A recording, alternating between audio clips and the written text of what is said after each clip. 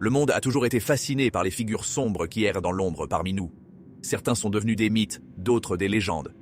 Mais qu'en est-il de celui que l'on appelle le tueur des ombres? Dans une petite ville tranquille, nichée entre des forêts épaisses, des disparitions étranges ont commencé à se multiplier.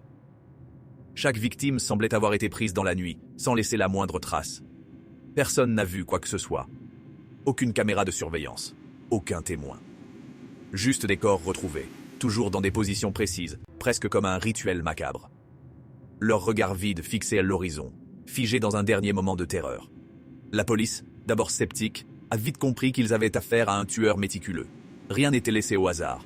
Pas de traces de lutte, pas de signe de force. Les victimes étaient apparemment endormies, avant de ne plus jamais se réveiller. Des rumeurs ont circulé. Certains disaient qu'il s'agissait d'un fantôme, un esprit vengeur revenant pour expier une ancienne injustice. D'autres évoquaient un tueur méthodique, obsédé par la perfection de son acte. Mais qui pourrait être aussi froid et calculateur? Au fur et à mesure que les mois passaient, les victimes devenaient de plus en plus nombreuses. Et puis, un jour, un indice inattendu. Une victime a survécu. Elle a parlé d'un homme grand, vêtu d'un manteau sombre, qui lui a soufflé une dernière phrase avant de s'en aller. Personne ne te croira. Ces mots résonnent encore dans l'esprit des enquêteurs. Ils ont désormais un visage, un tueur, oui. Mais qui était-il vraiment? Et pourquoi ces victimes? Un tueur en série? Ou quelque chose de bien plus sinistre? Peu à peu, les enquêteurs ont mis au jour des détails effrayants. Le tueur semblait connaître les vies privées de ses victimes. Il savait exactement où les trouver, quoi leur dire pour les apaiser avant de les tuer. L'horreur ne se limitait pas à la brutalité des meurtres, mais à la psychologie tordue de cet individu.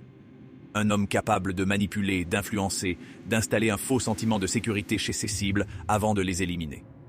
Finalement, la police a découvert un réseau secret, un groupe de personnes, chacune ayant un lien avec un ancien crime non résolu. Le tueur des ombres semblait être un vengeur mystérieux, frappant là où la justice n'avait pas pu atteindre.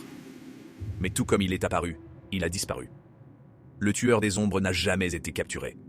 Et même si la ville a repris son rythme, certains se demandent encore « Qui était-il vraiment ? Un justicier, un psychopathe, ou quelque chose d'encore plus effrayant, un tueur sans nom, sans visage, qui rôde encore dans l'ombre. » Le mystère reste entier, les recherches continuent, mais peut-être, dans les coins les plus sombres de la ville, la légende du tueur des ombres vivra encore longtemps.